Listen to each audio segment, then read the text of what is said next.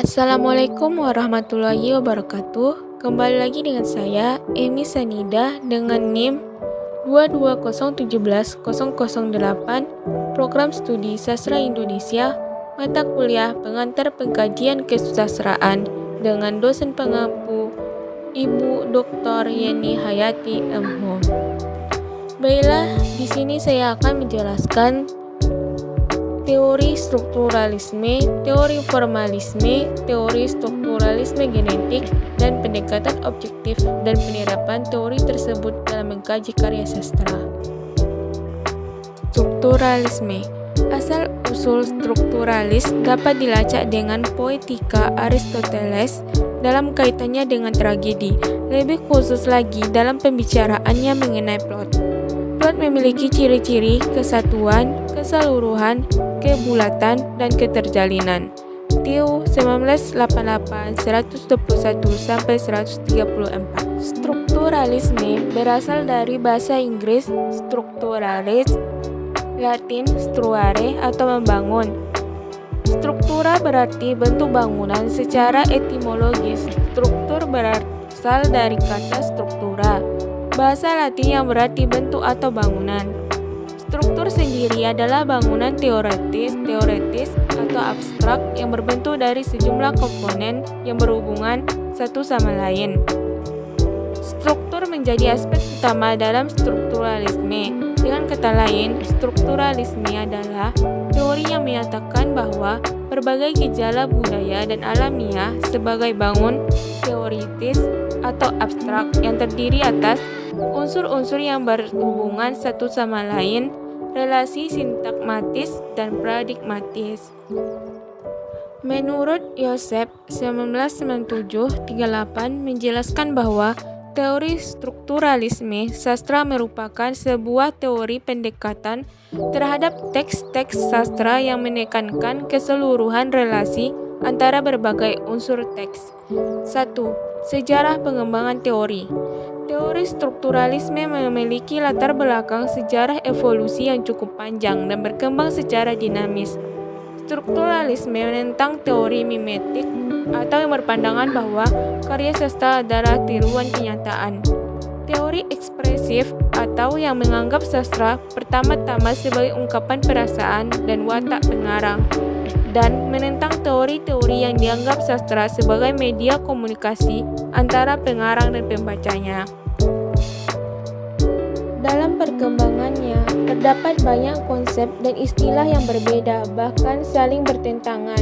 Misalnya, strukturalisme Prancis yang terutama diwakili oleh Roland Barthes dan Julia Kristeva mengembangkan seni penafsiran struktural berdasarkan kode-kode bahasa teks sastra.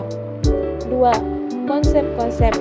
Menurut Joseph 1997-37-40 menjelaskan teori strukturalisme sastra menganggap karya sastra sebagai artefak atau benda seni. Maka realisasi struktural sebuah karya sastra hanya dapat dipahami dalam relasi unsur-unsur artefak itu sendiri. Menurut Abrams dalam Pradopo 140-141 bahwa ada 4 pendekatan terhadap karya sastra, yaitu pendekatan mimetik yang menganggap karya sastra sebagai tiruan alam atau kehidupan. 2. Pendekatan pragmatik yang menganggap karya sastra itu adalah alat untuk mencapai tujuan tertentu. 3. Pendekatan ekspresif yang menganggap karya sastra sebagai ekspresi perasaan, pikiran, dan pengalaman penyair. 4. Pendekatan objektif yang menganggap karya sastra sebagai suatu otonom, terlepas dari alam sekitarnya, pembaca dan pengarang. Menurut Zulfah Nur 1997 146-147, struktural mempunyai konsep sebagai berikut. A. Memberi penilaian terhadap keharmonisan semua komponen yang membentuk keseluruhan struktur dengan menjalin hubungan antara komponen tersebut, sehingga menjadi suatu keseluruhan yang bermakna dan bernilai estetik. B. Memberi penilaian terhadap hubungan harmonis antara isi dan bentuk, karena jalinan isi dan bentuk merupakan hal yang sama penting dalam menentukan mutu sebuah karya. 3. Adapun unsur-unsur strukturalisme ada 3 pokok jenis karya sastra. A. Dalam proses terdiri tema, peristiwa atau kejadian, latar atau setting, penokohan atau perwatakan, alur atau plot, sudut pandang, dan gaya bahasa. B. Dalam puisi terdiri dari tema, stilistika atau gaya bahasa, imajinasi atau daya bayang, rime atau irama, rima atau persejakan, diksi atau pilihan kata, simbol, dan nada.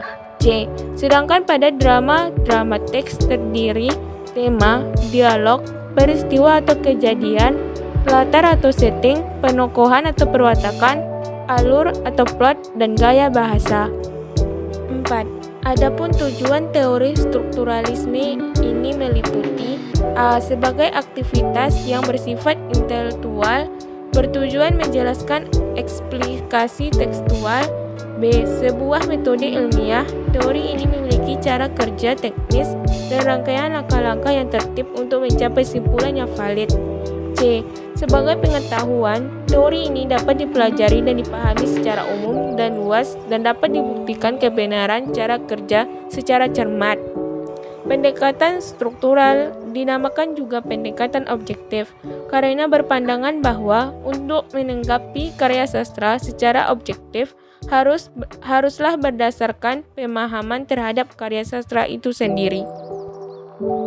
Teori formalisme. Istilah formalisme dari kata Latin forma yang berarti bentuk atau wujud. Berarti cara pendekatan dalam ilmu dan kritik sastra yang mengesampingkan data biografis, psikologis, ideologis, sosiologis, dan mengarahkan perhatian pada bentuk karya sastra itu sendiri. Para formalis meletakkan perhatiannya pada ciri khas yang membedakan sastra dari ungkapan bahasa lainnya. Istilah strukturalisme acap kali digunakan pula untuk menyebutkan model pendekatan ini karena mereka memandang karya sastra sebagai suatu keseluruhan struktur yang utuh dan otonom berdasarkan paradigma struktur kebahasaannya. Tokoh kaum formalis Rusia tahun 1915 sampai 1930 dengan tokoh-tokohnya seperti Roman Jakobson, Rene Wellek, S. Choklovsky, Eisenhower, dan Janov. Rene Wellek dan Roman Jakobson beremigrasi ke Amerika Serikat. Sumbangan penting kaum formalis bagi ilmu sastra adalah secara prinsip mereka mengarahkan perhatian kita kepada unsur-unsur kesastraan dan fungsi politik. Sampai sekarang masih banyak dipergunakan istilah teori sastra dan analisis sastra yang berasal dari kaum formalis. Karya sastra merupakan sesuatu yang otonom atau berdiri sendiri. Karya sastra yang merupakan sebuah struktur yang terdiri dari unsur-unsur pembangunan karya sastra. Makna sebuah karya sastra hanya dapat diungkapkan atas jalinan atau keterpaduan antar unsur. Selanjutnya, strukturalisme genetik. Strukturalisme genetik merupakan jembatan penghubung antara teori struktural formalis dan teori semiotik. Hampir sama dengan struktural genetik atau mengaitkan dengan asal-usul teks, tetapi penekanannya berbeda. Struktural dinamik menekankan pada struktur, tanda, dan realitas. Tokoh-tokohnya adalah Julia Kristeva dan Roland Barthes. Strukturalisme dari Prancis. Penerapan atau contoh analisis Cintaku Jauh di Pulau karya Khairil Anwar. Cintaku jauh di pulau, gadis manis sekarang iseng sendiri. Perahu melancar, bulan memancar, di leher kukalungkan oleh-oleh buat si pacar. Angin membatu, laut terang, tapi terasa aku tidak akan sampai padanya. Di air yang tenang, di angin mendayu, di perasaan penghabisan segala melaju. Ajal bertakhta sambil berkata, tunjukkan perahu ke pengakuanku saja. Amboi, jalan sudah bertahun ku tempuh. Perahu yang bersama kan merapuh. Mengapa ajal memanggil dulu sebelum sempat berpeluk dengan cintaku? Manisku jauh di pulau. Kalau ku mati, dia mati iseng sendiri. Analisis. Dari sajak di atas mengemukakan usaha si aku yang akan mencapai cita yang diidam-idamkan, yang dikisahkan sebagai gadis manis atau pacarnya yang berada di sebuah pulau yang jauh.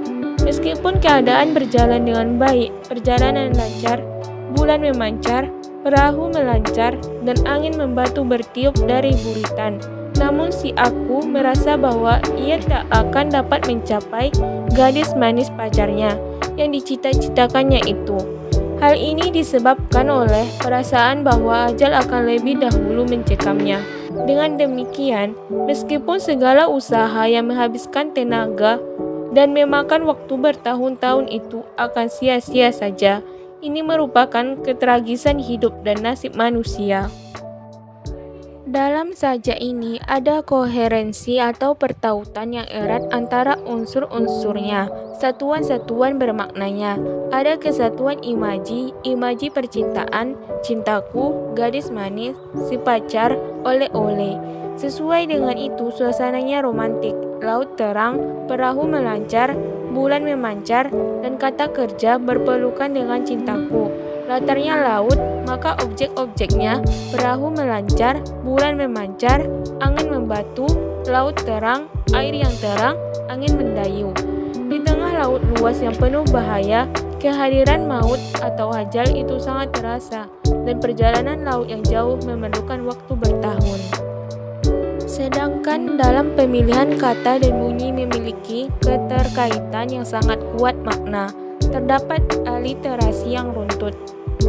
Melancar, memancar, si pacar, serta ulangan bunyi atau dalam, melancar, bulan, leher, oleh-oleh, kukalungkan, semua itu memberi intensitas arti atau makna romantis, menyenangkan, berjalan dengan tanpa halangan dalam bait kedua.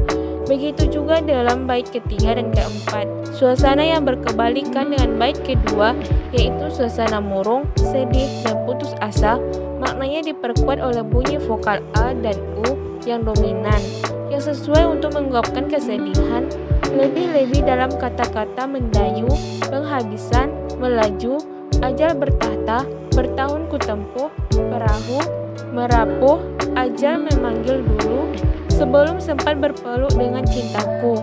Jadi, antara bunyi pemilihan kata, frase, kalimat dalam ada perasaan, semuanya memperbesar jaringan efek puitisnya. Sekian yang dapat saya sampaikan. Jika ada salah kata, saya mohon maaf dan terima kasih telah menonton. Assalamualaikum warahmatullahi wabarakatuh.